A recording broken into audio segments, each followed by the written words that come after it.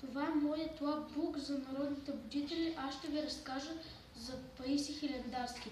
Паисий Хилендарски, още наричан отец Паисий.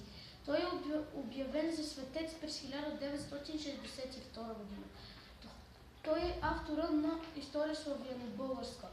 Той започва в Хилендарския манастир и завършва в Зоографския.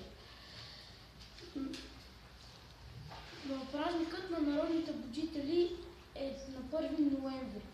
Народен будител наричаме човек, който популяризира майчиния си език и историята си.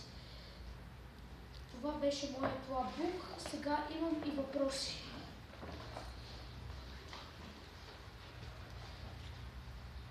Как са наричали още Паисий Хилендарски?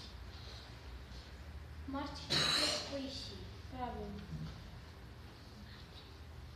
Кой е автора на история славяно-българска? Георги Паисий Хилендарски.